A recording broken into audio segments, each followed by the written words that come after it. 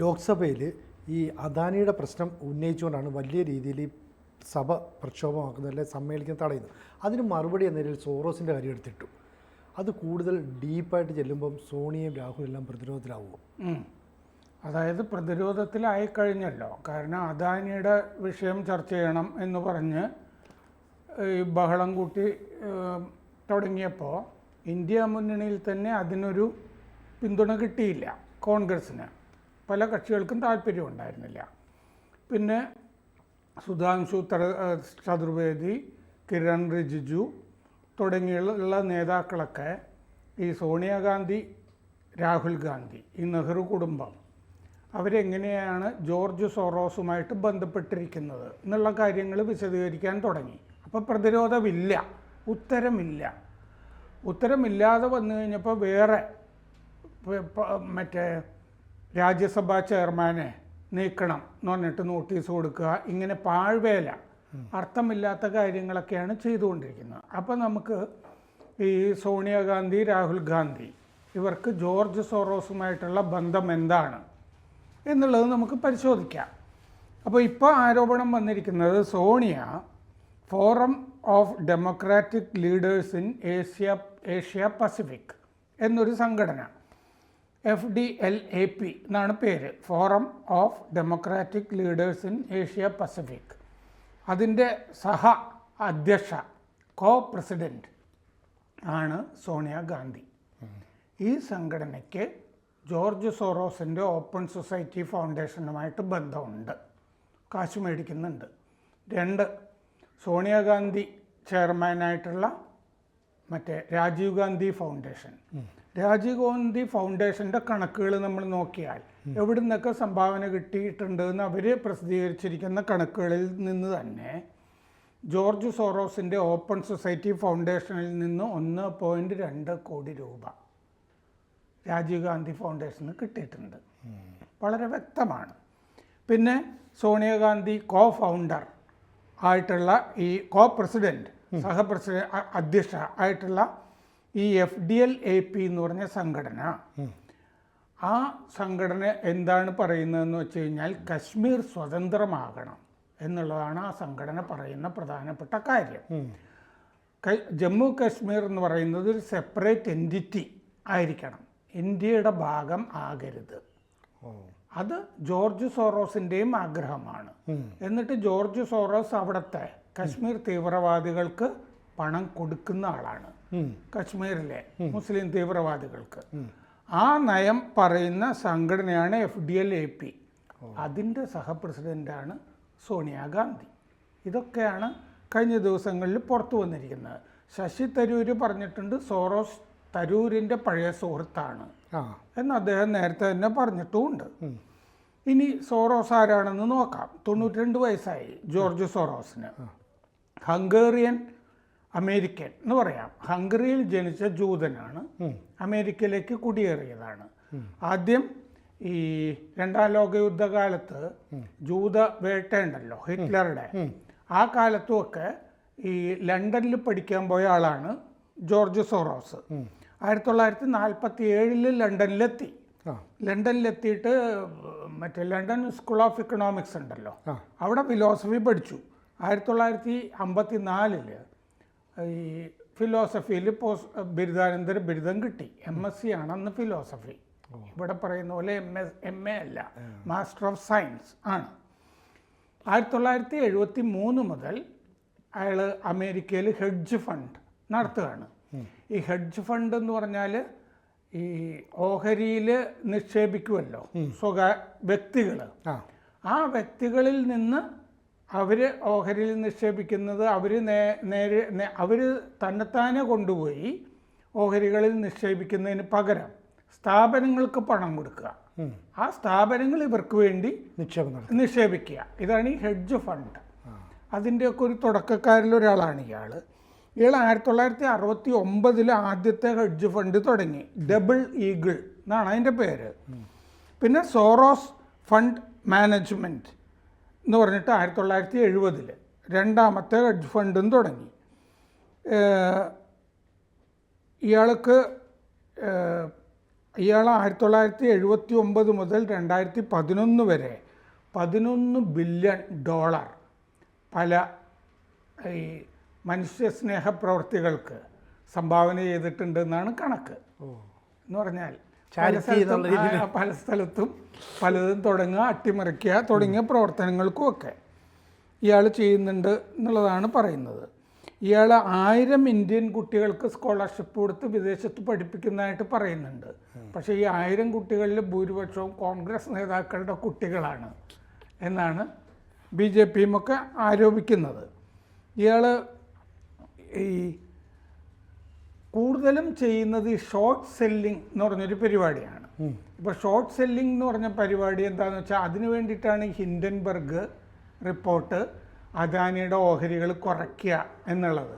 ഈ short selling എന്ന് പറഞ്ഞാൽ ഏതെങ്കിലും ഒരു ഓഹരിക്ക് വില കുറയും എന്ന് കണ്ടിട്ട് ആ ഓഹരിയിൽ കൂടുതലായിട്ട് വാങ്ങിക്കൂട്ടുക പിന്നീട് വിൽക്കുക എന്നുള്ള പരിപാടിയൊക്കെയാണ്.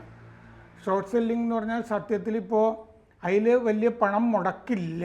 എന്താണെന്ന് വെച്ച് കഴിഞ്ഞാൽ ഇപ്പോൾ സിനുവിൻ്റെ കയ്യിൽ നിന്ന് എൻ്റെ വീട്ടിൽ അവിയൽ വെക്കണം എന്നൊക്കെ പറഞ്ഞിട്ട് ഞാനൊരു 5 തേങ്ങ മേടിക്കുന്നു. എനിക്ക് ചിലവില്ലല്ലോ. ഇല്ല, സിനുജി എനിക്ക് കടമായിട്ട് തരികയാണല്ലോ. അതെ, ചിലപ്പോൾ തിരിച്ച് ചോദിച്ചില്ല എന്നൊക്കെ വരും. 5 തേങ്ങയില്ലേ, വീട്ടിൽ ഇഷ്ടം പോലെ തെങ്ങുണ്ട് എന്നൊക്കെ പറയാം. ഈ 5 തേങ്ങ കിട്ടിയത് നമ്മൾ അവിയലിനാന്നൊക്കെ പറഞ്ഞ് മേടിച്ചെങ്കിലും ഇത് തേങ്ങാ വിപണി കൊണ്ടുപോയിട്ട് നമ്മൾ വിൽക്കുകയാണ് ഞാൻ. എന്നിട്ട് എനിക്ക് 500 രൂപ കിട്ടി. ഈ 500 രൂപ വെച്ചിട്ട് പിന്നെ മൊത്തം തേങ്ങ വിപണിയിൽ നമ്മൾ കളിക്കുക. അപ്പൊ കളിക്കുമ്പോൾ എന്താ ചെയ്യേണ്ടതെന്ന് വെച്ച് കഴിഞ്ഞാൽ നമ്മൾ ഇത്രയും മുടക്കിയല്ലോ, ഇനി വില കുറയുന്ന തേങ്ങ മേടിച്ചാലേ നമുക്ക് പിന്നെ കൂടുതൽ തേങ്ങയ്ക്ക് വില കൂടുമ്പോഴൊക്കെ വിൽക്കാൻ പറ്റുള്ളൂ. അപ്പോൾ എന്താന്ന് വെച്ച് കഴിഞ്ഞാൽ നമ്മളൊരു തിരക്കഥ ഇറക്കുക. തേങ്ങ കൂടുതൽ കൂട്ടിക്കഴിഞ്ഞാൽ മനുഷ്യർക്ക് ഹൃദ്രോഗം ഉണ്ടാവും.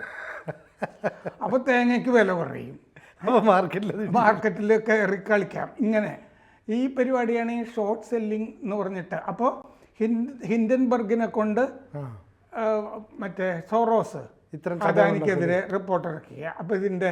അപ്പോൾ ഇതിൽ ഓൾറെഡി ഈ അദാനി ഓഹരികളിലൊക്കെ കച്ചവടത്തിന് ഇറങ്ങിയിട്ടുണ്ടാവും. അപ്പോൾ വില കുറയുന്നു, മേടിക്കുന്നു. പിന്നെ ഓഹരി ഹിൻഡൻബർഗ് റിപ്പോർട്ടിൽ കഥയില്ല എന്നൊക്കെ വന്നു കഴിയുമ്പോൾ കൂടുമല്ലോ, അപ്പോഴും വിൽക്കുക. ഇങ്ങനെ ഈ പരിപാടികളാണ് ചെയ്തുകൊണ്ടിരിക്കുന്നത്. നമ്മളിപ്പോൾ BR ഷെട്ടി എന്ന് പറഞ്ഞിട്ട് വലിയൊരു വ്യവസായി ഗൾഫിലുണ്ടായിരുന്നില്ലേ, കാസർഗോഡ്. അല്ലല്ല, കാസർഗോഡല്ല, പുള്ളി ആ മംഗലാപുരം ആ പ്രദേശത്തുള്ള ആളാണ്. ആ ഉടുപ്പി ഭാഗത്തൊക്കെ ഉള്ള അവിടെ ഒരു മുനിസിപ്പാലിറ്റിയുടെ ചെയർമാനോ ഒക്കെ ആയിരുന്ന ആളാണ്. ഈ മണി ട്രാൻസ്ഫർ ഒക്കെ ചെയ്യുന്ന മണി ട്രാൻസ്ഫർ കമ്പനി ഉണ്ടായിരുന്നു. ഏറ്റവും വലിയ മണി ട്രാൻസ്ഫർ കമ്പനികളിലൊന്ന് അദ്ദേഹത്തിൻ്റെതായിരുന്നു ഈ വെസ്റ്റേൺ യൂണിയൻ എന്നൊക്കെ പറയുന്നത്. അപ്പോൾ അദ്ദേഹത്തിൻ്റെത് പതനം നമ്മൾ നോക്കിയാൽ ഞാൻ ആ കാലത്ത് തന്നെ വായിക്കുന്നുണ്ടായിരുന്നു. എനിക്ക് അത്യാവശ്യം ഈ ഓഹരിയൊക്കെ അറിയാവുന്നതുകൊണ്ട് മേഖലയൊക്കെ അറിയാം. അയാളുടെ കാര്യത്തിൽ ചെയ്തത് എന്താണെന്ന് വെച്ചാൽ ഇവർ ഈ ബാലൻസ് ഷീറ്റൊക്കെ നോക്കിക്കൊണ്ടിരിക്കും. എന്തെങ്കിലുമൊക്കെ കുഴപ്പം കാണുമല്ലോ ബാലൻസ് ഷീറ്റുകളിലൊക്കെ. ഇത് അമേരിക്കയിൽ കേസൊന്നുമില്ലായിരുന്ന ഒരു വക്കീൽ ഇതുപോലെ ഹെഡ്ജ് ഫണ്ട് നടത്തുന്നുണ്ടായിരുന്നു. അയാൾ ഈ ഷെട്ടിയുടെ ബാലൻസ് ഷീറ്റൊക്കെ നോക്കിയിട്ട് ഇയാൾ എന്തൊക്കെയോ കുഴപ്പം കാണിച്ചിട്ടുണ്ട്, ബാങ്കുകളെ പറ്റിക്കുന്നുണ്ട് എന്നൊക്കെ പറഞ്ഞിട്ട് ഇയാളൊരു റിപ്പോർട്ട് ഇറക്കി. അങ്ങനെയാണ് ഷെട്ടിയുടെ ഓഹരികൾ ലിസ്റ്റ് ചെയ്തിട്ടുണ്ടായിരുന്നു പുറത്തുമൊക്കെ, ഗൾഫിന് പുറത്തും ലണ്ടൻ സ്റ്റോക്ക് എക്സ്ചേഞ്ചിലും എവിടെയൊക്കെയോ. അപ്പോൾ ഇതിൻ്റെ ഓഹരി വില കുറയാണ്. ഇയാൾ നേരത്തെ തന്നെ ഇൻവെസ്റ്റ് ചെയ്തിട്ടുണ്ട് ഷെട്ടിയുടെ ഓഹരികളിൽ, ഈ അമേരിക്കക്കാരൻ. ഷോർട്ട് സെല്ലിംഗ് പരിപാടിയാണ്. അത് കഴിയുമ്പോൾ ഈ ബാങ്കുകൾ കടം കൊടുത്തിട്ടുണ്ടല്ലോ, അവർ പിടിമുറക്കാൻ തുടങ്ങി, ജപ്തിക്കുള്ള നടപടികൾ എന്നൊക്കെ പറഞ്ഞിട്ട്. പഴയ പോലുള്ള സൗഹൃദം കാണിക്കുന്നുണ്ടായിരുന്നില്ല. ഇയാൾ തകരാൻ പോവുകയാണെന്നൊക്കെ തോന്നി. ഇത് ഉണ്ടാക്കിയത് മുഴുവൻ ആ അമേരിക്കയിലെ ആ ഓഹരി കച്ചവടം നടത്തുന്ന ഒരാളാണ്. പക്ഷെ തകരുന്നത് ആരാണ്? ഗൾഫിലെ പ്രധാനപ്പെട്ടൊരു ഹിന്ദു വ്യവസായിയാണ്. ആൾ അത്യാവശ്യം BJP ഒക്കെ ആയിട്ട് BJP ഒക്കെ ആയിട്ടുള്ള ഒരാളാണ്. പിന്നെ ഇവർ രണ്ടാമത് ടാർഗറ്റ് ചെയ്യുന്ന ഹിന്ദു വ്യവസായിയാണ് അദാനി. അപ്പോൾ അതുകൊണ്ടാണ് അദാനിക്കെതിരെ ഇങ്ങനെ പറഞ്ഞുകൊണ്ടിരിക്കുന്നത്. അദാനിയെ തകർത്ത് കഴിഞ്ഞാൽ മോദി താഴെ വീഴും എന്നുള്ളതാണ് ജോർജ് സോറോസ് കണക്കാക്കുന്നത്. അതിൻ്റെ പണിയാണ് ഈ ചെയ്തുകൊണ്ടിരിക്കുന്നത്. ഈ ഷോർട്ട് സെല്ലിങ്ങിന് പുറമെ ഇയാൾ ചെയ്യുന്നത് എന്താണെന്ന് വെച്ച് കഴിഞ്ഞാൽ ഈ കറൻസിയിലും ഇയാൾ ഇടപെടാറുണ്ട്. കറൻസിയുടെ ഫ്യൂച്ചേഴ്സ് എന്ന് പറഞ്ഞിട്ട് 3 മാസം കഴിഞ്ഞിട്ട് ഇങ്ങനെയായിരിക്കും, 6 മാസം കഴിഞ്ഞിട്ട് ഇങ്ങനെയായിരിക്കും കറൻസിയുടെ വില എന്ന് പറയുന്നത്. രൂപയുടെ വില ഡോളറുമായിട്ട് താരതമ്യപ്പെടുത്തുന്നു പറയില്ലേ, ഇത് ഇത്ര ആയിരിക്കും എന്ന് പറഞ്ഞിട്ട് അതിൽ ഇൻവെസ്റ്റ് ചെയ്യുക. എന്നിട്ട് കറൻസിയുടെ വില കുറയ്ക്കാൻ നോക്കുക. ഇങ്ങനെ പല രാജ്യത്തും ഇയാൾ അട്ടിമറി നടത്തിയിട്ടുണ്ട്. അങ്ങനെ ഉണ്ടായതാണ് ഈ മുല്ലപ്പൂ വിപ്ലവം എന്നൊക്കെ പറയുന്നത്, സോറോസ്. അപ്പോൾ ഇയാൾ 1992 UK പൗണ്ടിൽ കളിച്ചിട്ടുള്ള ആളാണ്. $6.5 ബില്യൺ ഇയാൾക്ക് ആസ്തിയുണ്ട് എന്നാണ് കണക്ക്. ഓപ്പൺ സൊസൈറ്റി ഫൗണ്ടേഷൻ ഇയാളുടേത് 100 രാജ്യങ്ങളിൽ ഇപ്പോൾ പ്രവർത്തിക്കുന്നുണ്ട്. 1979 ജോർജ് സോറോസ് ഇന്ത്യയിൽ ഓപ്പൺ സൊസൈറ്റി ഫൗണ്ടേഷനുമായിട്ട് വന്നിരുന്നു. സ്കോളർഷിപ്പുകൾ കൊടുക്കുക, നല്ല കാര്യം ചെയ്യാമെന്ന് തോന്നിച്ചിട്ടാണല്ലോ വരുന്നത്. 2008 മുതൽ $90 മില്യൺ സ്റ്റാർട്ടപ്പുകളിൽ നിക്ഷേപിച്ചിട്ടുണ്ട്. സ്റ്റാർട്ടപ്പുകളിൽ നിക്ഷേപിക്കുന്നത് ഓപ്പൺ സൊസൈറ്റി ഫൗണ്ടേഷൻ അല്ല.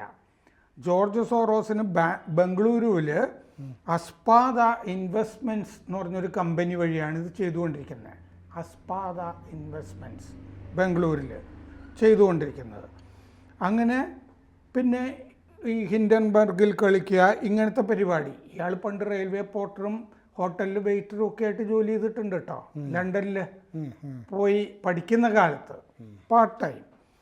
അപ്പോൾ രാജീവ് ഗാന്ധി ഫൗണ്ടേഷൻ ഇങ്ങനെ ഇന്ത്യയിൽ വന്നിട്ട് വേറെയും കളികൾ കളിച്ചുകൊണ്ടിരിക്കുന്നു. നെഹ്റു കുടുംബത്തിൽ തന്നെ BK നെഹ്റു ഉണ്ടായിരുന്നല്ലോ, മോത്തിലാലിൻ്റെ സഹോദരൻ്റെ മകൻ BK നെഹ്റു വിവാഹം ചെയ്തത് ഹംഗേറിയൻ ജൂത സ്ത്രീയാണ്, ഫോറി നെഹ്റു. ഈ ഫോറി നെഹ്റുവും സോറോസും ഒക്കെ വലിയ അടുപ്പക്കാരാണ്. ഫോറി നെഹ്റുവിന് 100 വയസ്സായപ്പോൾ ചണ്ഡീഗഡിൽ ചാർട്ടേഡ് വിമാനത്തിൽ വന്ന് ജോർജ് സോറോസ് അവരെ കണ്ട് സംസാരിക്കുകയൊക്കെ ചെയ്തിരുന്നു. അപ്പോൾ കുടുംബവുമായിട്ടും വലിയ ബന്ധമൊക്കെ ഉണ്ട്. രാഹുൽ ഗാന്ധി കാണാറുമൊക്കെ ഉണ്ട് സോറോസിനെ. പിന്നെ നമ്മൾ കഴിഞ്ഞ ദിവസം ചർച്ച ചെയ്തതാണ് സോറോസ് ഫണ്ട് ചെയ്യുന്ന OCCRP എന്ന് പറഞ്ഞ അന്വേഷണാത്മക പത്രപ്രവർത്തകർ എന്ന് പറയുന്നവരുടെ രാജ്യാന്തര സംഘടന. ആ സംഘടന ഇവിടെ പാർലമെൻറ്റ് സമ്മേളനങ്ങൾ തുടങ്ങുന്നതിനൊക്കെ മുമ്പ് എന്തെങ്കിലുമൊക്കെ രാഹുൽ ഗാന്ധിക്ക് വേണ്ടി ഉണ്ടാക്കും. ഹിൻഡൻബർഗ് റിപ്പോർട്ട്, ഇങ്ങനത്തെ പരിപാടി. അദാനിക്കെതിരെയൊക്കെ എന്തെങ്കിലുമൊക്കെ ഉണ്ടാക്കും, ഇത് ഉന്നയിക്കും രാഹുൽ ഗാന്ധി. അപ്പോൾ അദാനിക്കെതിരെ പത്രസമ്മേളനം നടത്തിയില്ലേ രാഹുൽ ഗാന്ധി, ഇത് ലൈവായിട്ട് കാണിച്ചിരുന്നു OCCRP. ലൈവായിട്ട് പത്രസമ്മേളനം ബ്രോഡ്കാസ്റ്റ് ചെയ്തിരുന്നു. Organised crime and corruption reporting എന്ന് പറഞ്ഞ സംഘടന OCCRP. ആംസ്റ്റർഡാമിലാണ് അതിൻ്റെ ആസ്ഥാനം. 6 ഭൂഖണ്ഡങ്ങളിൽ അതിന് സ്റ്റാഫുണ്ട്. ഡ്രൂ സള്ളിവൻ, പോൾ റാഡു എന്ന് പറഞ്ഞ് 2 ഇൻവെസ്റ്റിഗേറ്റീവ് ജേർണലിസ്റ്റുകളാണ് ഇത് തുടങ്ങിയത്. ഓക്കെ, സോറോസിൻ്റെ ഫണ്ട് മേടിച്ച് ചെയ്യുന്നതാണ്. 2007 തുടങ്ങിയതാണ്. കിഴക്കൻ യൂറോപ്പിലാണ് പണി തുടങ്ങിയത്. 2023 അദാനിക്കെതിരെ പണി തുടങ്ങി, മൗറീഷ്യസിൽ നിക്ഷേപം എന്നൊക്കെ പറഞ്ഞിട്ട്. ഹിൻഡൻബർഗ് എന്തെങ്കിലുമൊക്കെ പറഞ്ഞു കഴിഞ്ഞാൽ ഉടനെ ഇവരും അത് എടുത്ത് കത്തിച്ചുകൊണ്ടിരിക്കും. ഭാരത് ജോഡോ യാത്രയിൽ ഓപ്പൺ സൊസൈറ്റി ഫൗണ്ടേഷൻ്റെ സലിൽ ഷെട്ടി വൈസ് പ്രസിഡൻറ്റ് ബാംഗ്ലൂരിൽ എത്തിയപ്പോൾ കർണാടകയിൽ ഭാരത് ജോഡോ യാത്രയുടെ കൂടെ നടന്നിരുന്നു. അതിനും ജോർജ് സോറോസ് ഫണ്ട് ചെയ്തിരുന്നു. ഇതൊക്കെ പരസ്യമായ കാര്യങ്ങളിലാണ്. 2023 ഫെബ്രുവരിയിൽ മ്യൂണിക് സെക്യൂരിറ്റി കോൺഫറൻസിൽ ഈ അദാനിയെ തകർക്കണം, അദാനിയെ തകർത്ത് കഴിഞ്ഞാൽ മോദിയും താഴേക്ക് വീഴും, അങ്ങനെ ഇന്ത്യയിൽ ജനാധിപത്യം തിരിച്ചു വരും എന്ന് ജോർജ് സോറോസ് പ്രസംഗിച്ചിരുന്നു. ദാവോസിലെ രാജ്യാന്തര സാമ്പത്തിക സമ്മേളനം ഉണ്ടല്ലോ, ഉച്ചകോടി, അതിലുമൊക്കെ മോദിക്കും അദാനിക്കും എതിരെ പ്രസംഗിച്ചിരുന്നു. പിന്നെ കശ്മീരിലെ തീവ്രവാദികളെ അനുകൂലിക്കുന്ന പ്രസംഗമൊക്കെ ജോർജ് സോറോസ് നടത്തിയിട്ടുണ്ട്. ജോർജ് സോറോസിന് 92 വയസ്സായി എന്ന് പറഞ്ഞിട്ട് കാര്യമില്ല. ഇനി അയാളുടെ മക്കൾ അലക്സാണ്ടർ സോറോസ് എന്നൊക്കെ പറഞ്ഞ് അവരുമൊക്കെ ഇപ്പോൾ കമ്പനികളുടെയൊക്കെ കടിഞ്ഞാണ് പിടിച്ചു കഴിഞ്ഞു. അപ്പോൾ ഇതാണ് ഈ ജോർജ് സോറോസ് ആണ് ഈ സത്യത്തിൽ അമേരിക്കൻ ഡീപ് സ്റ്റേറ്റിനെ നയിക്കുന്നത്. ആ ഡീപ് സ്റ്റേറ്റിൻ്റെ കയ്യിലാണ് സോണിയാഗാന്ധിയും രാഹുൽ ഗാന്ധിയും. ഇതിൽ കൂടുതൽ തെളിവ് എന്താണ് വേണ്ടത്? അപ്പം ജനങ്ങളെല്ലാം ഏതാണ്ട് തിരിച്ചറിഞ്ഞിരിക്കുന്നുണ്ട് ഈ ഡീപ് സ്റ്റേറ്റിൻ്റെ പിന്നിൽ ഈ സോറോസ് ആണെന്നും സോറോസുമായിട്ട് സോണിയാഗാന്ധിക്കും രാഹുൽ ഗാന്ധിക്കും നല്ല ബന്ധമുണ്ടെന്നും ഈ അദാനിക്കെതിരെ പ്രശ്നം ഉണ്ടാക്കിയതിന് ഇവരാണെന്നും ഇവരുടെ മുഴുവൻ സംഘടനകൾക്ക് പണം കിട്ടുന്നുണ്ട്, സ്വന്തം സംഘടനയ്ക്ക് കിട്ടുന്നുണ്ട്. രാജീവ് ഗാന്ധി ഫൗണ്ടേഷന് അവർ സഹ പ്രസിഡൻ്റായിട്ടുള്ള forum of democratic leaders in Asia Pacific, ഇതൊക്കെ ഫ്രോഡ് സംഘടനകളാണല്ലോ. ഫ്രീഡം എന്നും ഡെമോക്രസി എന്നും ഒക്കെ വന്നു കഴിഞ്ഞാൽ നമ്മൾ 2 തവണ ഇത് ശരിക്കും എന്താണെന്നൊക്കെ നോക്കണം. സെക്കുലറിസം, സോഷ്യലിസം എന്നൊക്കെ പറയുന്ന. അങ്ങനെ ജോർജ് സോറോസ് ആണ് സത്യത്തിൽ ഇവരുടെയൊക്കെ കോൺഗ്രസിൻ്റെയൊക്കെ മുതലാളി. കൂടുതൽ വാർത്തകളും വിശേഷങ്ങളും നിങ്ങളിലേക്ക് എത്താൻ ABC മലയാളം സബ്സ്ക്രൈബ് ചെയ്യുക, ബെൽ ബട്ടണും അമർത്തുക.